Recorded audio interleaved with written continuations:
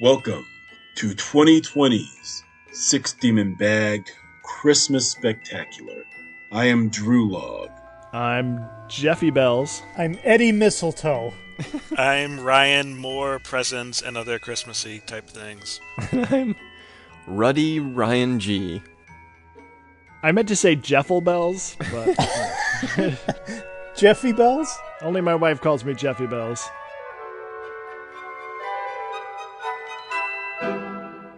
Before we get started, I have something to say.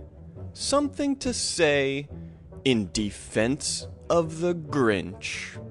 Many folks say the Grinch had a heart made of ice, but I think that to say such is rather not nice. It wasn't that the Grinch was pure evil per se, but only that the media represented him that way. I think if you wish to be completely unbiased, you'll see where the true blame unquestionably liest. For the Who's down in Whoville, punch drunk on their cheer, created a clamor even the deafest could hear. They whomped their poop-hoopers and banged their clap-trappers. They blew their flub-dubbers whilst crackling gift wrappers. They sang and they whooped and celebrated their wit, never once considering it was quite inconsiderate. And for 53 years the Grinch said not a word. He moved where the Who's couldn't possibly be heard. At the top of Mount Crumpet he made his abode, where things froze in the cold and it constantly snowed. But so bold was their manner, so heedless their ways, that Who noise carried here even on non-hula days. And so the Grinch snapped, which admittedly he shouldn't, but really, who among you in his position wouldn't? Why, if I were the Grinch living up above Who Town, I'd take my big heart and I'd shrink it right back down. Now you see, the best argument has clearly been mine. Who else will you trust? Some dumb Frankenstein? So if you're a Who in the partying mood, please think of your neighbors, it's for your own good.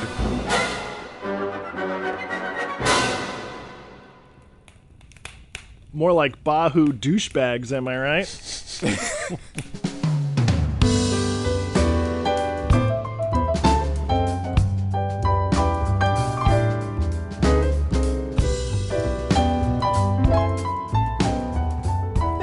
Anyways, this is the Six Demon Bag, and it's become a holiday show, but that's okay, because hey, we all love the holidays here, even the crappy ones.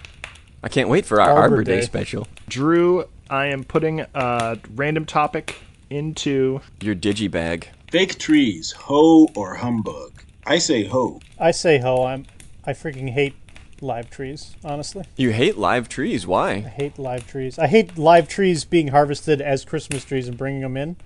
Ever since that really depressing Christmas tree story I read, where the tree dies and then gets like thrown up in the attic, and the tree is sentient and thinking the entire time, and he's wondering when the kids are going to come down and play around him and worship him like they did on Christmas, and then they bring him down and they take him down in the yard and they burn him. It's Oh my freaking God. horrible. And the circle of life. It's not even since then. I mean, the first time we ever tried a live tree, the needles got everywhere. There was pine sap everywhere. I just freaking hated it. I thought it was miserable. That's why, yeah, the parent, when you're a kid, your parents are always like, God damn it, and you're like, yay, real tree.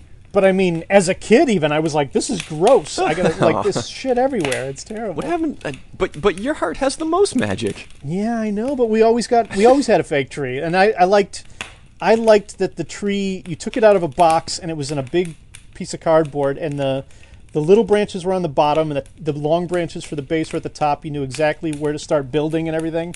My dad would put the pole up in the thing and I'd stick it all in the holes and everything and build the tree, and I loved it. It was fun. But we got a real frickin' tree one year and I hated it. And it was my idea too. I was like, let's get a real tree and see how it is. And I guess with everything else, it's just how you grew up. yeah, I guess. I say humbug to fake trees. If you live in a tiny apartment or you have low ceilings or you're too frail to lug a full-size tree into your house, I understand that it's a solution, but I've always had live trees, and my family always went hard on getting live trees and the ritual of picking out a tree every year and trying to see if it was a good shape and if it was well filled in. Sometimes it has like some janky branches or like big gaps in the branches where you won't be able to put any ornaments, and you're going to have to like rotate the tree and try to hide that embarrassing bald spot. Is it going to fit in the base? These are all pros? Water, yes. And I'll tell you why. Because if everything in life is about eliminating hassle, then you're just walking around with your head down over your frickin' iPhone, and then you look up and 30 years have gone by smoothly because you've never had any hassle. You've never been in the moment to mark Christmas. I mean, there are people who's like, great, I set my Christmas tree up in 15 minutes. I pull it out and I plug it in, done. It's like... Yeah, for Jeff, there's a okay. lot of ritual. I mean, for us too, when I was young, there was a lot of ritual surrounding the setting up of the live tree. You know, I'm sure my family hated it, but I would put on the Bing Crosby. I think we talked about this in previous years. But it smells great. Yeah. It is a living thing. Well, it was. Not for long. Not for long. Not if we have anything to do with it. But I mean, neither is the Christmas goose. You know, you're not just going to have all fake food that you eat every Christmas, are you, Ed? I mean, you might actually. You're a monster. No, I don't know. But like I said, for me, the ritual. I still had a ritual. I built the tree myself. I thought it was awesome as a kid that I could like put this thing together and everything.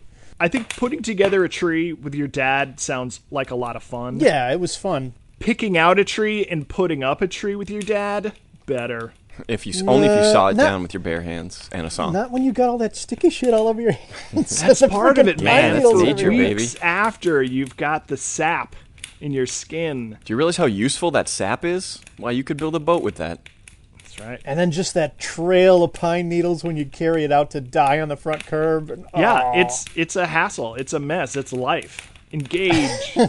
Yeah, kind of like you said, though, you know, here in the apartment, it's a little bit worse. And in one year, my sister was living here.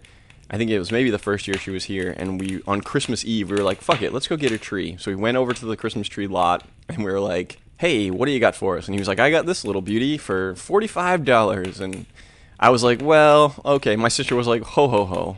Wait a minute. We were thinking a little bit less. And he was like, oh, yeah, what were you thinking? And she was like, something along the lines of $15. And the guy was like, 15? And we're like, well, take it or leave it, you know. You can take our $15 or you can throw that tree in the garbage tomorrow. And the guy was like, okay. And he got a saw and trimmed it up. Nothing like putting the screws to a migrant laborer on Christmas Eve. Oh, no, he was a white fella, so we had no guilt. Like I said, my family has always made a huge deal out of picking the tree, getting it ready, cutting a little bit off the base, getting it into the stand, decorating it, etc., etc., etc. And as my parents get into their advanced old age, it's kind of horrifying to think of them struggling with this giant living tree. I remember a few years back I went to visit, and I walked out of the airport, and my father kind of hunched out of the car. He was like bent all the way over because he had thrown out his back trying to lift the tree straight up by himself. And I was like, oh God, you have to please stop getting live trees. Time for a fake one. And then last year he was at the Christmas tree farm, and he was walking around, and he hit a patch of mud and then fell and just went down this like mud hill, Romancing the Stone style. Oh my gosh. And was just like covered in mud. And I'm like, oh God, please stop going to the Christmas tree farm. And so it's the end of an era, but this is the first year that he got a fake tree. Yeah, and it will literally save his life. And, you know, Amanda and I like to invite people over to trim the tree. Yeah, that's always fun. We have a big party. We have the special Christmas pickle ritual that we hide on the tree. You know, our cat loves it. We have gone, but I have never actually trimmed the tree at your house. I've gone to the party, but I thought that was just an expression or something. Like, we're going to go trim the tree, you know, whatever. I don't know. Even after you watched people put decorations on it, you thought it was still an expression? I thought it meant to cut the tree in some way, like to trim the tree. That's what I thought it meant. You heard it here first, people. Drew, what did you and your mom do for Christmas? One of the reasons why I hate Christmas trees, or at least live ones, isn't so much because of the Christmas tree, but because of an experience I had buying one, and it's the only time I remember buying one. Um, I went with my cousin instead of my mom, and it was just a very unpleasant experience from the coldness and the wetness, and for whatever reason, the winds were really strong, and I was kind of small back then, so it's like the winds were blowing me in a way that it wasn't blowing the adults, and I was getting yelled at like, "Stop playing around!" And I'm like, "Wow, my adults suck. I need new ones." Well, I'm sorry you had that unpleasant experience. Next year, why don't you and I make a point to go out Christmas tree shopping? I have a fake tree right now. I haven't taken it out of the box in like 4 years. It's just been sitting in that box, wondering when you would play with it again. Yeah, when are you going to worship it like you did in days of old? I mean, hey, it's immortal, so I don't have to worry about burning it in the backyard to teach That's it a right. lesson. Yeah, that'd be a bad idea. Yeah, whatever fumes come off those fake trees, it's got to be pretty potent. Deeply inhaled. We burn the fake tree every year. I loved real trees until the year I made my short film, Christmas Tree Genocide, where I went out with my phone to see how many trees abandoned on curbs I could find It's and horrible. film before I just ran out of trees. And I never ran out of trees. I had to just quit because I had to go pick up my friend at the airport. You It's know horrible. they replant trees, right? Not these trees. Life continues. We're not losing trees. We're just... Christmas trees find a way.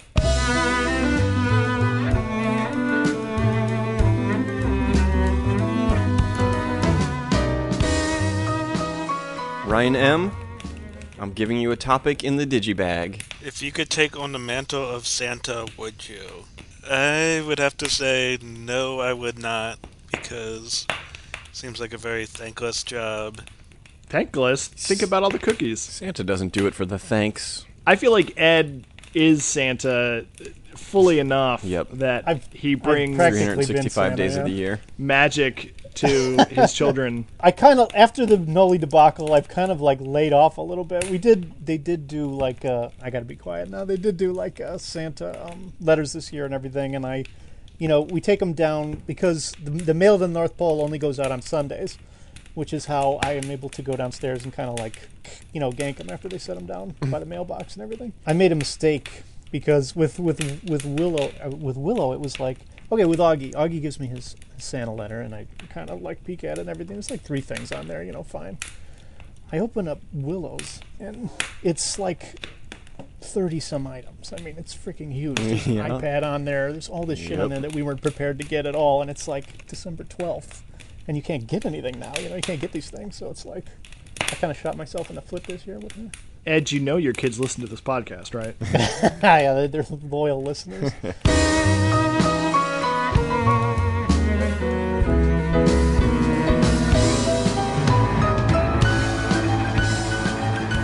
I'm reaching into the digital bag. Past the giblets. What weird holiday foods did you grow up with, Ed especially? Płatki. It was a tradition we had. That's it's like basically- an Illinois thing, right? No, it's a Polish thing. It's like Yeah, it's like a Chicago Polish. Yeah, food, I don't right? know. Well, no, not even that. It's actually you get it at the church, or we would get it at a nunnery, because I had a cousin, some removed cousin or something that was a nun, and the Płatkis are like they're made out of the same stuff as a communion wafer, like how a Eucharist wafer tastes and everything. The body of Christ? Yes, exactly. Tastes like rice paper, but it's engraved with like. It's like about this big, like a postcard size or something. It's engraved with like a nativity scene, with the stable and the manger and Food art. wise men and the shepherds and all that, and the star. And basically, the family then around the table picks the Płatki up, and they each break off a piece, so it's completely broken apart. And then right before Christmas dinner, Do you look Everybody at your kinda- mom and say, break me off a piece of that? break me off a piece of that Płatki. Everybody goes around the table, and you hold the Płatki piece out, and you break it off. They break a piece of yours off, and you break a piece of theirs off, and you each eat it, and you say Merry Christmas, and you shake hands, you hug, you kiss, whatever, and then you go all around the table till the entire thing is gone, and then you sit down and eat dinner. So that was what we had on Christmas always. That sounds great. Yeah, it was pretty cool, but I haven't had it in freaking years. I don't even know where to get it anymore out here. Have you guys ever had ambrosia? Yeah. Ambrosia salad? They sell it at Ralph's. You can just buy it. It's flowers or It's something, not that right? weird. So the ambrosia salad that my family makes, it's this really old recipe. It is oranges, marshmallows, and whipped cream, and it just looks like something a 4-year-old would make in the kitchen, like Yeah. some disgusting glop of ingredients. You can take one And- bite before it's too much. Did yours have coconut in it too? Mine had coconut and I think pineapple too. They're supposed to have coconut and pineapple too. I don't know if ours does because I have never tasted this foul concoction. I think I may have just been pushing it around on my plate for the last 40 years, hoping no one notices You that should I give it a don't whirl. eat the ambrosia. It's worth at least one bite. It's the food of the gods. So. Yeah.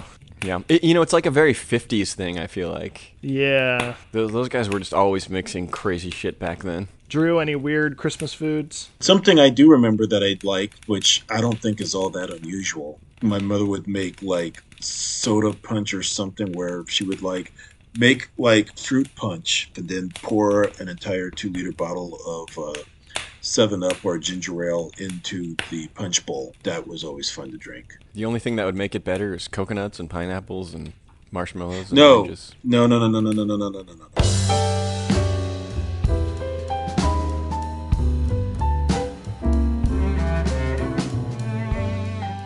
Have you ever gone caroling or been caroled at? No, I've never gone caroling. That's not a thing we ever did. No, it was too freaking cold. Yeah, I wonder if that's a thing that anyone ever actually did, or is it only in movies? Oh, Jeff has gone done it, caroling, yeah. I remember Jeff talking about it one year. Oh, did we already talk about it? I don't know if we talked about it on the show, but Like, not just in your living room? Like, out on the town? yeah. Only time I've ever even seen caroling was at Disneyland. When we lived on the west side, they would have a Christmas or like holiday festival where all the shops would stay open late, and they would, light the Christmas tree on the town green and stuff like that. And there were groups of carolers that would go from shop to shop caroling. That's They're really lovely. fun. Have I ever seen that? I live on the west side. Well, you got to go down to Main Street in man. Santa Monica, Venice. One day, perhaps. Let's put that on the calendar. I'd really love to do that, actually, if they ever open it up again. Sounds awesome.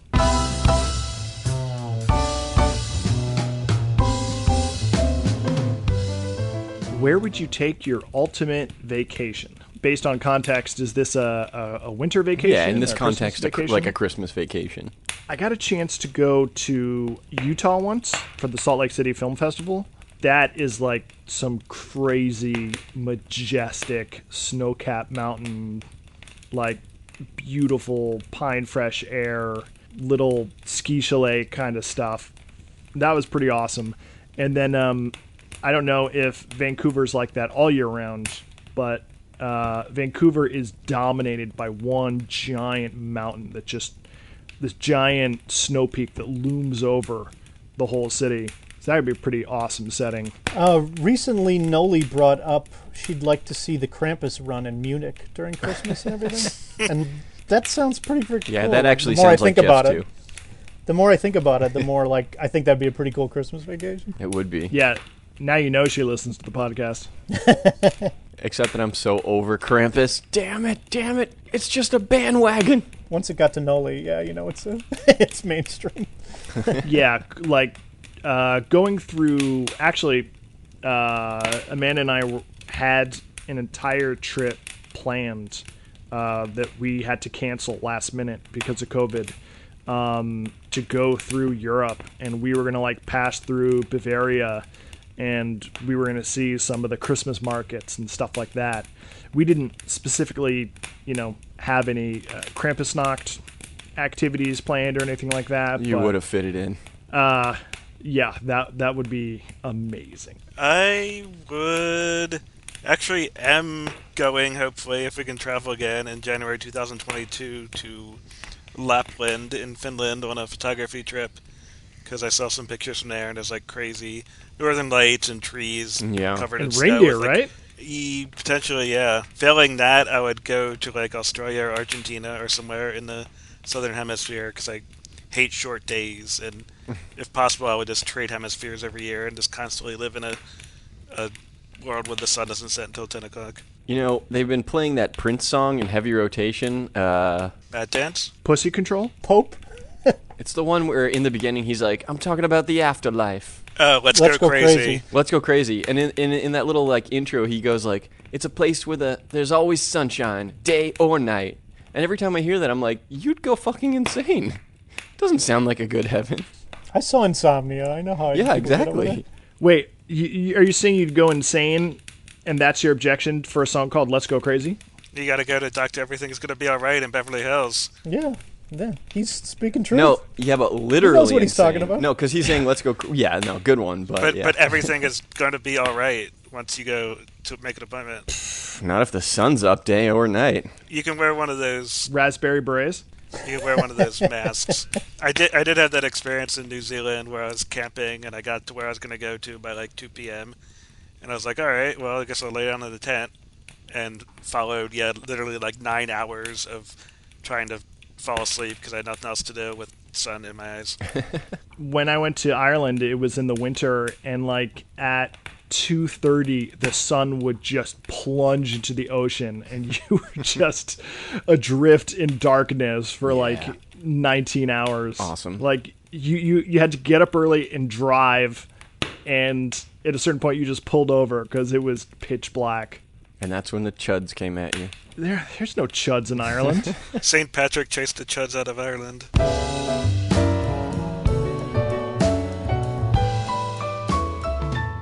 Rudolph versus Frosty versus Abominable Snowman. AVP, baby. Well, Frosty is a snowman.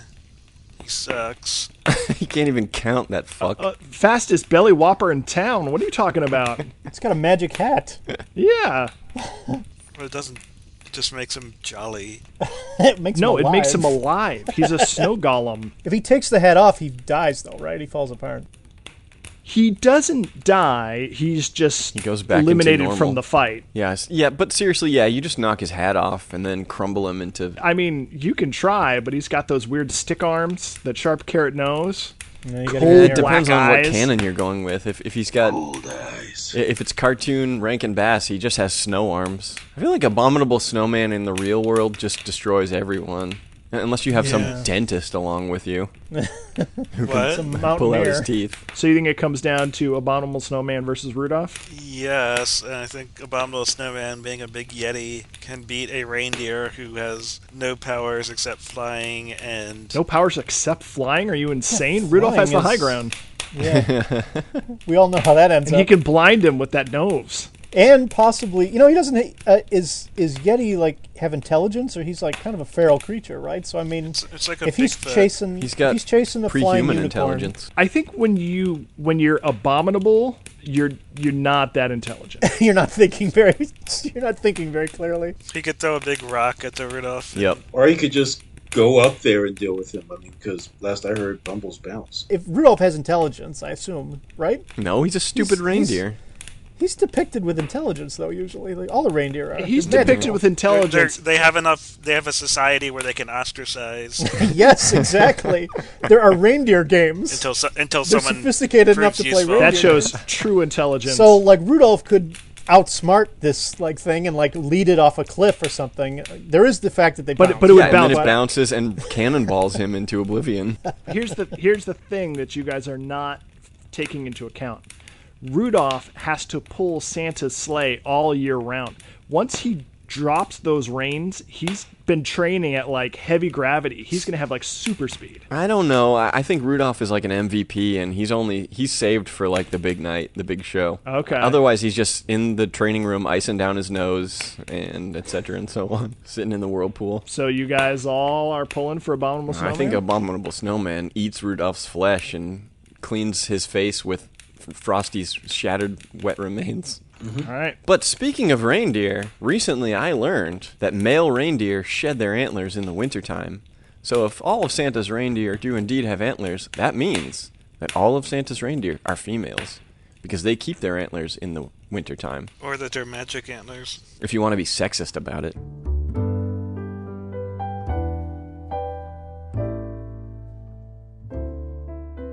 This is part 3 of the Buckwyld Yuletide celebrations. So last time I made a quiz out of it, and I gave you guys the names of some old games and asked you to guess what they were. So, cock throwing. Would anyone like to guess what cock throwing is? Well, putting aside the obvious, I'm going to say it means throwing chickens. I'm going to say it means swinging your penis around. It's like a caber toss. Cock throwing, alternately known as cock whipping or cock thrashing. I know that one. No, it isn't. This is really unfortunate and grim. I won't go into great detail, but in the 18th century, the English would tie up a rooster and kill it with special cock beating sticks because they hated the French. The game lives on in a pub game called Aunt Sally, where people throw their cock beating sticks at the fake head of an old woman smoking a pipe. All right, goose pulling. Would anyone like to guess what goose pulling is? You pull off a goose's head to own the French. Ding, ding, ding. Oh. Ryan Moore gets it in 1. Really? The sport involved fastening a live goose with a well-greased head to a rope or pole that was stretched across a road. A man riding on horseback at full gallop would attempt to grab the bird by the neck in order to pull the head off. This is in England again? That one was in many European countries. Maybe this is why the English started the first SPCA, because they were so cruel to animals that it got to be too much. Actually, there was some writers that specifically went after these animal cruelty practices, and this guy wrote a treatise called like the 4 Phases of Cruelty, and it starts with animals and then it moves on, and they made it sort of gauche for people to torment animals, and then eventually judges started being harsher and harsher in their prosecution, and eventually this paved the way for the better treatment of animals. Go the pen. But back in the day, there was like giant festivals of, again, I didn't want to get into it, but fox throwing and Giant just cock-pulling festivals. Awful stuff. Is just randomly wonking a cat against a wall a real thing? Like in Monty Python? They would throw them up in the air, and then when they would throw all their swine and cats and dogs and foxes into the air, and they weren't any fun to throw anymore, children would go out with clubs and beat them all to death. Yeah, time travel is a joke. No one wants to go back in time. You would just get syphilis and get hit with someone throwing a cat. Like, it's just god awful. History is a nightmare. And the present ain't too great either. Does anyone want to guess what Based the Bear was? Masturbating. Yeah. Definitely. So between cock thrashing and goose pulling, you're saying Based the Bear is the masturbation euphemism? Yes. All I'm right. gonna double down on that. Ed, Based the Bear, what do you think? I feel like it involves the bear's asshole somehow, but I don't want to commit to that. That's how you'd play it? Yeah, honey in a bear's ass? I have no idea. Well, luckily we are moving out of the Dark Ages. Based the Bear. One player is chosen to be the bear, another to be the bear keeper. The bear has one end of a rope tied around his waist, and the bear keeper holds the rope and a whip in the other hand. All the other players are urchins. The urchins try to tease the bear, and the bear tries to catch the urchins.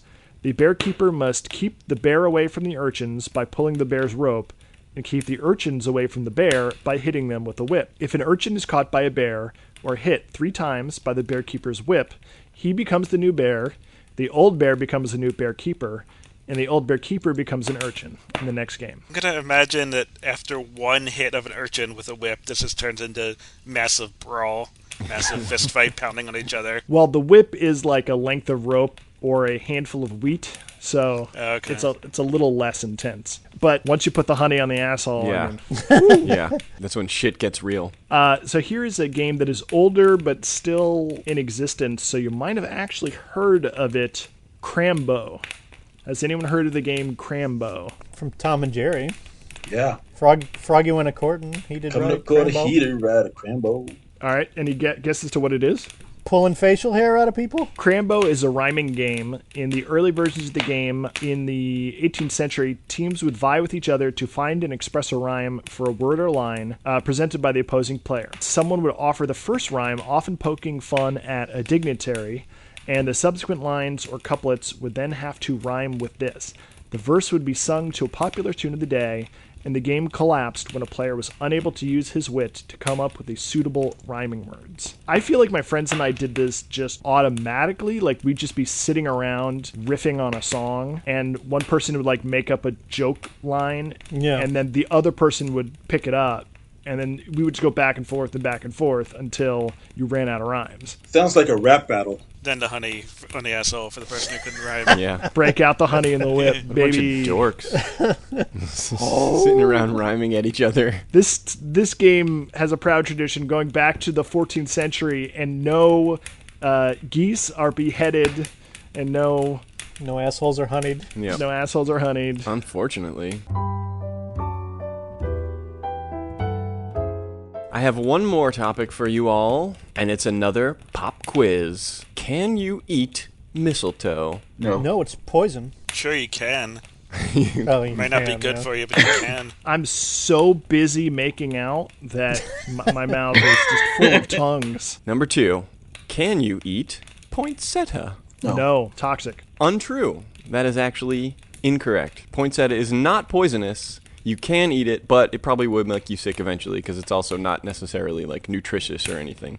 But it's toxic to dogs and cats, right? Oh, so's chocolate. Many things are. Yeah, so are onions. Humans for the win. Suck it, dogs. I'm eating this whole thing. I'm eating all the chocolate and onions. Any listeners should not take this to heart because I don't know what the hell I'm talking about. Okay, number 3. Can you eat holly? If you want to. Yeah, it's got berries. Yeah, I think. The berries are also poisonous. Oh, shit. Cannot eat holly. I'm going to say no. Last one. Can you eat spruce? The tree? It's good eating. Yeah. I think I've heard of people eating that when they're starving. I'll go yeah. I'll say yes. Yeah. You can eat the tips of the spruce. Apparently they're very tasty and nutritious. Just a tip to see what it feels like. That's all I eat is the tip. Never stop at just the tip. And those were all the holiday plans I could think of.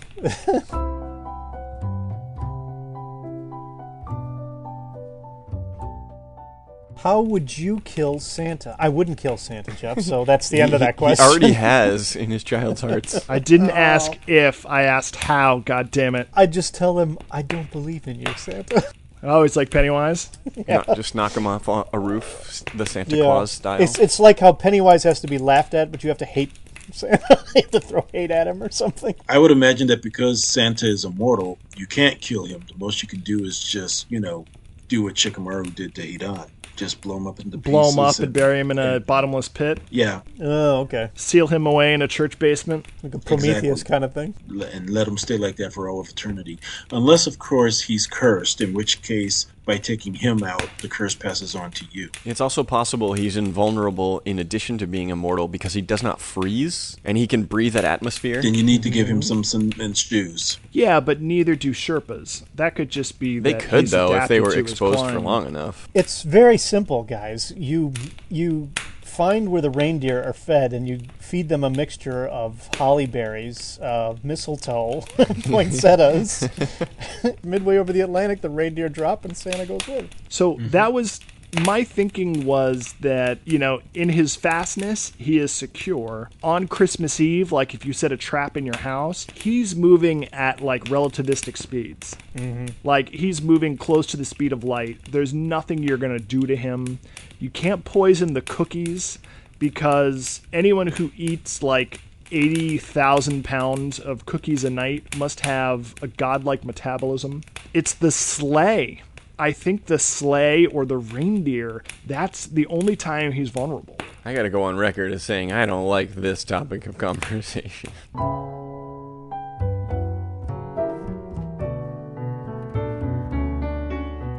Riddle Disaster, Christmas edition. What do you call a person who is afraid of Santa? Santaphobe. Claustrophobic. Claustrophobic. Nicely done. Ryan kind of set that one up, and I just kind of picked it up. How many presents can Santa fit in an empty bag? None. 0. It's an empty bag. That's your answer, 0? I say 0, yeah. 1, because after that it's not empty anymore. And finally, we will leave you with this. Knock, knock. Who's there? Who's there? Irish. Irish show. I wish you a Merry Christmas.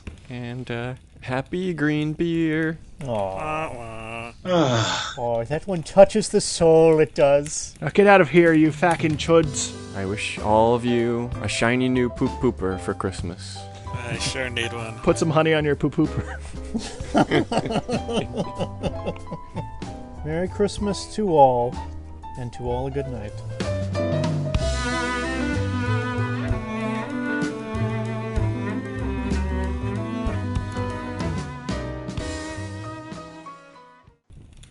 ho, ho, ho. And welcome to the final Christmas ever. Oh, God. And cue music.